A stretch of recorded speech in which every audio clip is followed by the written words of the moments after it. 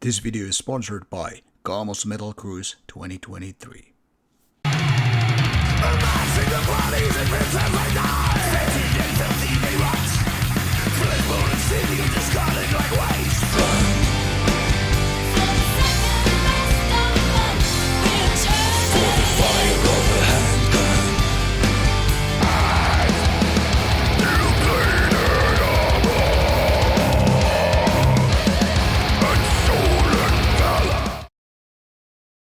Hails and welcome to Rauta's crash course to Norwegian black metal circa 90s. That is, listing once again those bands from black metal scene which were already active in the 90s, not counting any of those 2000 plus bands in the list. Now this is the 8th episode, and the theme of the episode is the so-called oddballs in the genre.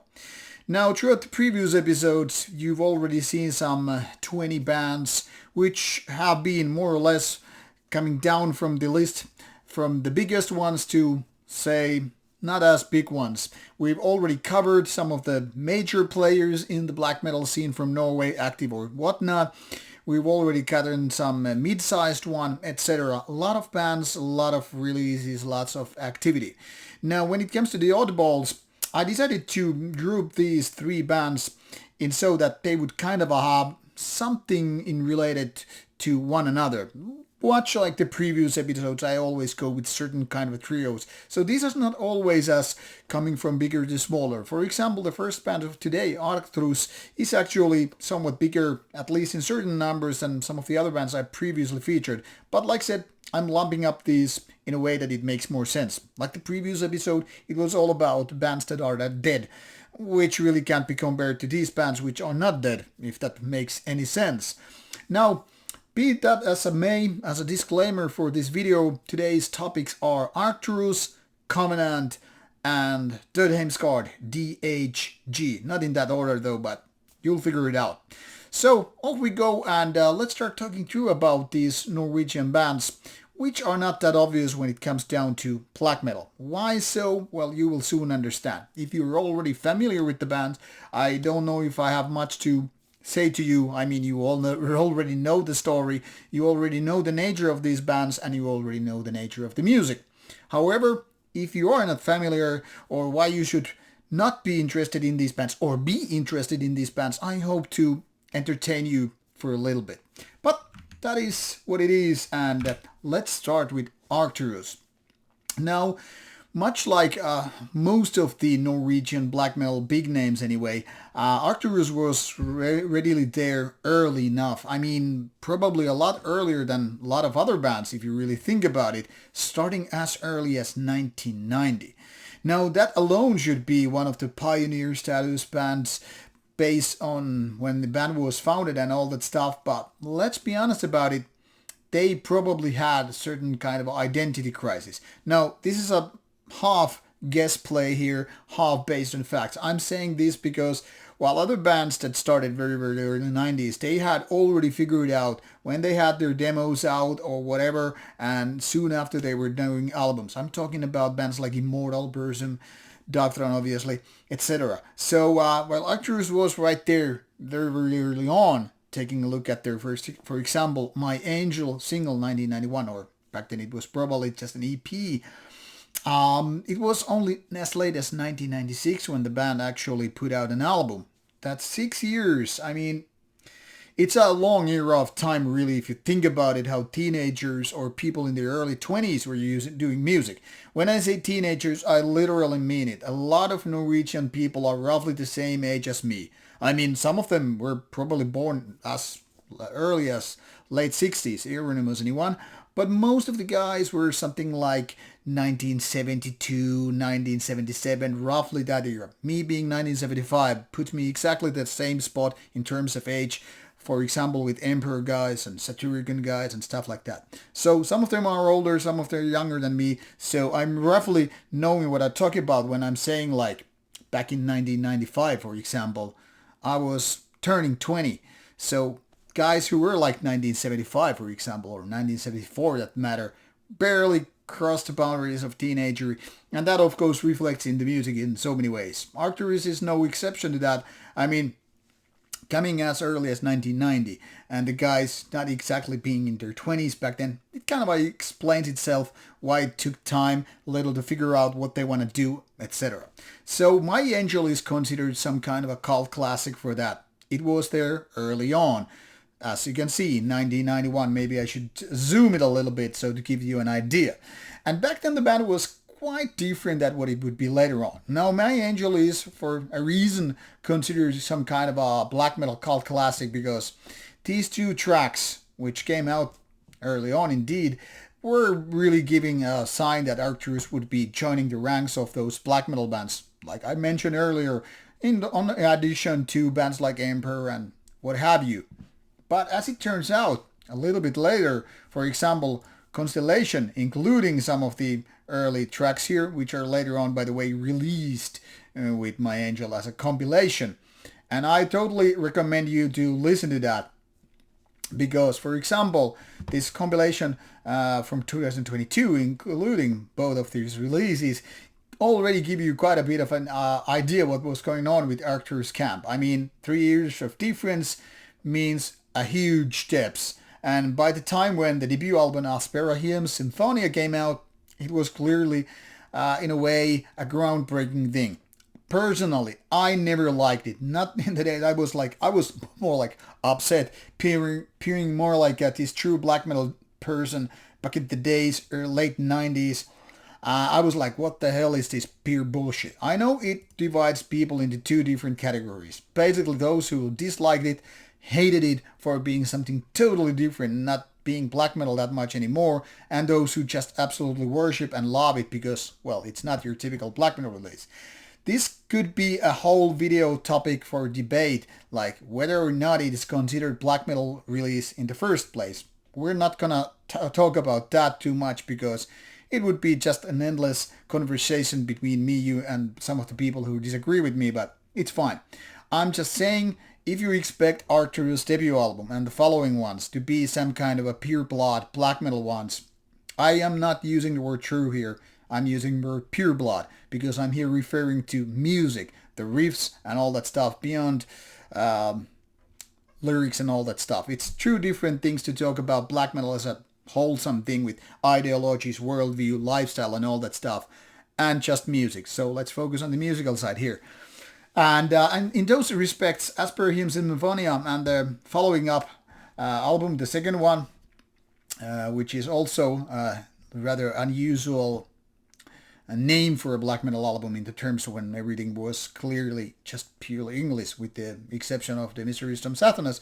La Masquerade Infernale is even further taking this, what I would say, kind of avant-garde circus music away from black metal. I mean, what started as My Angel then started to change throughout Constellation, totally evolved into something different, and within 2 years, 1996 and 1997, it was clear that Arcturus was overly ever evolving release. I mean, a band that was just like figuring out what they want to do. What started as a black metal became something avant-garde-ish, some kind of art project even later on, and it was changing and changing. And by the time 2002, 11 years later, it was quite a different band. Me personally, I'm saying the Sham Mirrors, in my opinion, is the best Arcturus albums ever. And the rest of the albums, Sideshow Symphonies and Arcturian, are more like reasonable successors to this one. But while they're tapping the very same way, it's also like the band was not shedding its skin anymore. It figured out, it was kind of a cemented what the band was all about. So what started as, indeed, like black metal, went into this weird circus-like vortex of things and start figuring out later on to become something different. Now, this is the reason why it's here on Metal Archive site listed as atmospheric black metal early, because that is exactly what the My Angel and Better Year was. And later on, when it was called more avant-garde-ish progressive metal, I think that applies mostly to Sham Mirrors and the albums following that. Now, because of the nature of things, and because the guys, well, giving exactly the impression they are not exactly black metal as such, but something totally different. I can totally respect that. I actually like that the guys figured out what I want to be and what they wanted to represent instead of being just the basic Norwegian black metal. However, still to this day, I can't stand. I mean, I can't enjoy these first two albums. They're just way too weird for me. I might be a weird person myself, but not that kind of a weird anyway. To me, this is like the Simpson characters, you know, the side show Bob or whatever its name is, with the goofy hair, making weird kind of stuff and all that stuff. So it's all about being kind of a clowns. And I don't mean that as an insult, just merely pointing out this has very, very little to do, whatever you are thinking about typical Norwegian black metal, whether we're talking about Dark Throne or, say, Ember, Enslaved, Immortal, Burzum, Urgehal, you know, one of the early names, Dimmu Borgir even. This has very, very little to do with that, musically, ideologically, and so forth. So as you can see, also this is reflected with the themes that are listed here, like astronomy, madness, supernatural, literature. I don't know if that describes the full scope of the music or the band totally, but it gives you quite a bit of an idea why this is not listed as one of those typical black metal names. What is curious, however, is that Arcturus was also done with very, very talented guys. I mean, look at the lineup here already. I mean, the current one or early on, you will find like Hellhammer from Mayhem. You will find people who have been played in various other bands like Ulver or Ember or Dimmu Borgir for that matter. If you take a look at the past member, you will find Samuel from Ember is also here, or Garm, Christopher Rygg from Ulver, and also Borgnagar, etc., etc. So a lot of different talents from Norwegian black metal scene was taking part of Arcturus. So no wonder it became something very meaningful to people who wasn't exactly interested in the musical style by them. But I mean, of course, you are very, very interested, especially as a young person, when you see your idols basically doing music, no matter what they were doing. I mean, all I could say is Arcturus could basically be some kind of a weird experimental rap or reggae project, and people would be still like, take my money, this is something I want to listen to, even though it has very, very little to do with traditional pure blood black metal. Now, be that may, Arcturus' legacy will forever live on. I mean, they are still active. I got to see them at Inferno. Wasn't my cup of tea, but like I said, big respect for the guys doing what they want, even though if my younger self, my 22, 25 years younger version of myself would be say, fuck no to this band, I don't want to hear about it and all that stuff. So I was kind of forced to listen to the first couple of albums, and then the rest of the stuff, it was like, whew, it's done. And then I figured out I would enjoy the rest a little bit more, which is true. And like I said, the Shamir is my favorite of Arcturus, but no means, if you're looking for some pure blood Norwegian black metal, you can pretty much skip all the albums. They're not going to serve you black metal, but totally something else. So maybe it's time to move on from Arcturus and check out the next band in line, Dødheimsgard. Much like the other bands, this one was also right there quite early in the beginning, but as you can see the difference, 1990 to 1994. Big hop if you ask me, but still, Dødheimsgard were early enough to make their first album, actually before, take a look here. 1996 for Arcturus, which started 4 years later, whereas Kronet til Konge, Crown to the King, I think, is already out since 1995. Which is interesting because these guys were speeding up. So, first demo out 1994 and already doing the debut album, which is kind of a pure blood black metal of the Norwegian style, from 1995. It's rather good of an album, but still missing, in my opinion, something. It's kind of a typical black metal album in the sense, the typical debut, mind you, that it already showcases a lot of the ideas what the band is all about. It has the riffs, it has the production, it has the vocals, everything is like yes, yes, yes, lining up, but something magical is missing. Now, and this is where me and a lot of people kind of are divided. There are some people who says like Kronet til Konge is definitely the best one, whereas I would say no, it's Monumental Procession. And this goes back to my roots, and I'll explain it in a bit. But black metal was, with Dødheimsgard, also kind of a changing thing.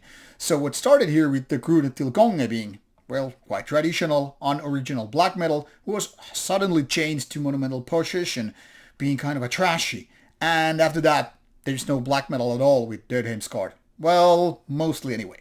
Now, my personal reason to like Monumental Possession is it's very trashy. Listen to some of those riffs and you will take it back to already 1980s. I'm not necessarily saying you feel a certain kind of a battery element there. You might probably think about Slayer or whatever American thrash metal bands are out there, but it's definitely trashier, and in my opinion it's more old school. So the evolution here is in a way quite inverted. Krone til Konge being the basic Norwegian black metal, clearly second wave, whereas Monumental Possession is like the second wave of black metal with hints of first wave because of trashier. I love it. It's just simply one of the best Norwegian black metal albums of all time. A 9 out of 10 for me, where Krone til Konge is more like a 7. But after that came Dødheimsgard, which was a game changer. It's almost like this transition phase EP. You definitely have the black metal, but with more modern take. And this is, by the way, something that I mentioned in many of the episodes, 1998. Remember, if you watched the previous episodes, that I said that around 1998, you can just go it from 97 to 2000s roughly, but 98 would be the pivotal moment when Norwegian black metal started to enter so-called Matrix phase. Yes, Matrix wasn't out there 1998, but that stuff kind of started shifting. The changes started taking place. So I would call it pivotal moment because 1998, a lot of bands were doing something else. They went to a different, more modern direction, and suddenly it was all about abandoning the roots. And now, mind you, a lot of these bands were back then already existing less than 10 years, more like 5 years. For example, in Dødheimsgard, it was only about 4 years. 1994 to 1998, a lot of evolution, or changes for that matter, happened. And a lot of bands already kept changing. Whether we're talking about Emperor, whether we're talking about Mayhem and all that stuff, a lot of things were changing by this time. And once you entered the new millennium, and even before that, 1999, things were totally different. For example, 666 International, that was a shock to me because while Dødheimsgard was good, still is, 666 International is a big disappointment for me. Pure mediocrity. I wouldn't call it a black metal album, even if a gun was pointing in my head. Well, maybe that case I would not lose my life for lying a little bit, but I'm saying it is an industrial element album. It's an industrial album in so many ways. Everything from production to riffs to vocals, everything is changing. It's like a different band altogether. And the change is more drastic than what, for example, what Arcturus was doing, in my opinion anyway, especially when we're talking about the albums era. This is much like the same kind of a similar change that would happen between Grand Declaration of War and the Mysterious Dom Satanas with Mayhem. So when he had a black metal classic and then suddenly some very mediocre experimental industrial album, as if everybody was like putting their shades on. We're all about Matrix now. Let's abandon our biker chucks. Let's go full Matrix Neo look. And what you have in essence is the weirdest moment in Norwegian black metal era. The start of a new millennium, and even before that some bands had this kind of a, head start. And they made the change completely, it was like a total makeover. It's almost something like, it's like a lot of that era when Norwegian death metal bands ceased to exist overnight and became black metal bands. Similar thing just 10 years later. I mean, what happened between the late 80s and early 90s in Norway, you might remember that a lot of Norwegian black metal bands used to have death metal band. And overnight, suddenly, they were all about, yeah, it's Bathory, it's Show No Mercy, it's Venom, it's Celtic Frost. Whatever happened to you guys playing death metal just last week? Now 10 years forward, and you're like, whatever, second wave black metal is dead, Jesus is already killed so many times, we go full Matrix, it's cyberpunk, baby. It's almost like an American thing if you really think about it. It's just fast forwarding as a genre. And the whole thing is suddenly over within 10 years. Well, many of the bands. Luckily, there are bands like Urgehal which just kept the flame going on. But, for example, in Dødheimsgard, I'm rambling, it started a new career. But it took 8 years to come back with Supervillain Outcast, which was, in my opinion, a lot better album than this one. It was more like going a little bit back, having a little bit of those black metal elements brought into the game, and still maintaining true to their new industrial era. There are actually a lot of interesting bonus tracks in a Spotify version, for example, which has trasher riffs without vocals. In my opinion, they are the best ones, and unfortunately they were not used in such ways for the album. I don't know, but it's interesting. Then an Umbra Omega game, an 8 years later. See the slow pace here compared to the earlier, and you will figure it out. And this was more like, in my opinion, going back to those leftovers, like, hey, did we have some riffs or ideas left over from Supervillain Outcast? But this is, in my opinion, way more lame than Supervillain Outcast altogether. So I don't really agree with these review scores with this one. But then again, nor should you agree with me or this. It's up to you. And now Black Medium Current, some 8 years later again. I guess this makes us figure out that next Dødheimsgard album will be out 2031. This is then again a little bit better. Now you will figure out the pattern. Every odd number of any given Dødheimsgard era is the weaker ones. So it's the even numbers. Album number 2, Monumental Possession. Album number 4, should I say it this way, Supervillain Outcast. And album number 6, Black Medium Current, which are the good ones. So if you have to check out the best albums, go with my even numbered listing for Dødheimsgard. But if you're just looking for pure blood black metal ones, just forget everything that happened after Satanic Art. They are not worth your time if you're looking for black metal albums, because all these are different era. They're more or less clinging to some kind of industrial white, even if Black Medium Current is, in my opinion, kind of a starting third wave or third era of Dødheimsgard and bringing something different, something old, and still doesn't sound at all like 666 International. It's kind of a shame that they changed form and evolved into something different so quickly, because if only they had going on with the path of Kronet til Konge and Monumental Possession, this could have been one of the best black metal bands from Norway, like ever. But it's basically the same thing with as with Mayhem.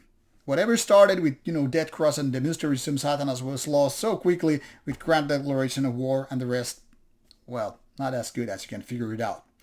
Which leaves us to the weirdest and maybe the suckiest one of them all, Covenant. Now, this was already out also as early as 1992. So quite early on, and soon they were followed by demos 1994, 1995. And then came the album In Times Before Light, 1997.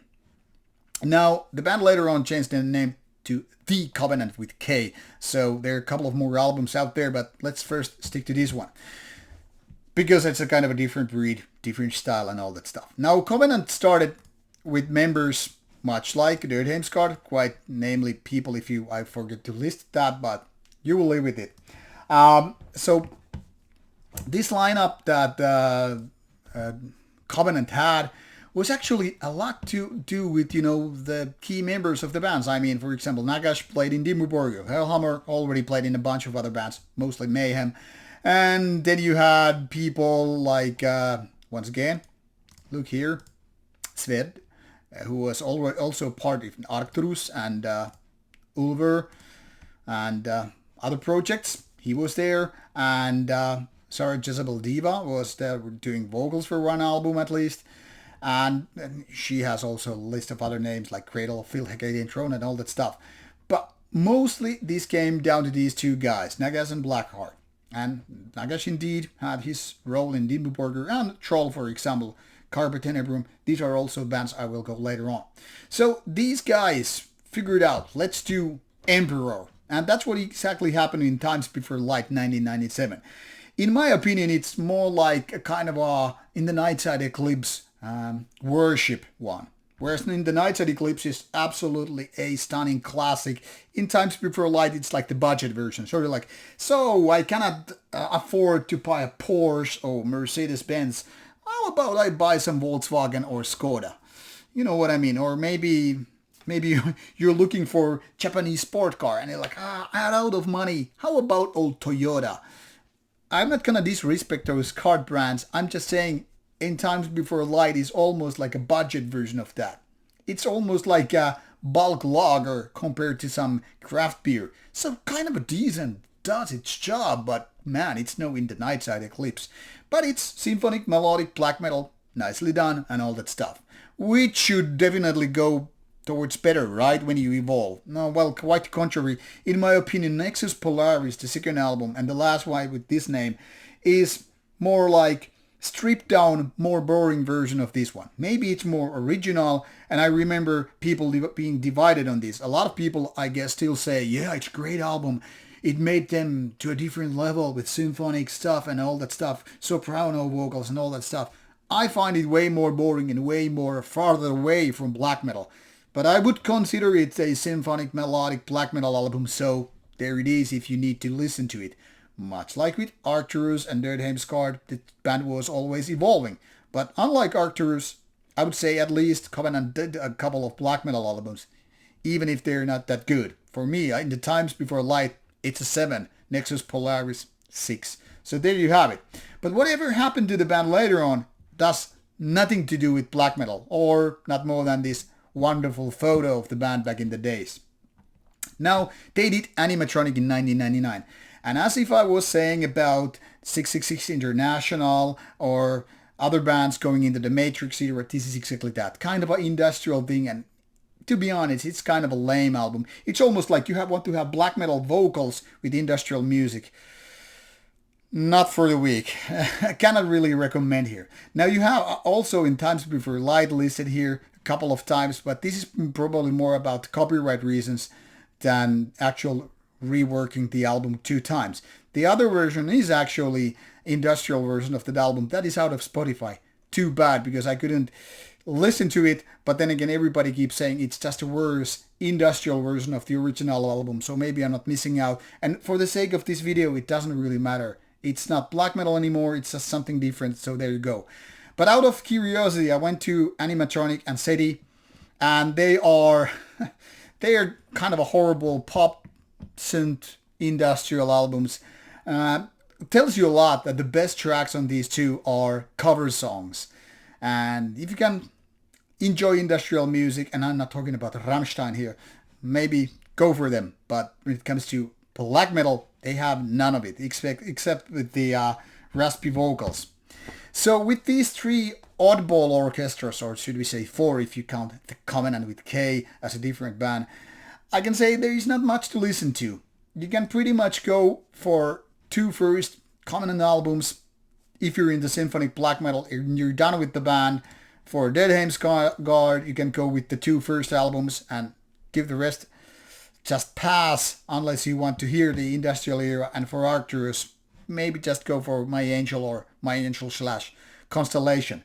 I know I'm being a little bit harsh here, but when we're coming from the background that we're talking about black metal, not so much whatever the band members decided to do later on, well, we are kind of limited with this take.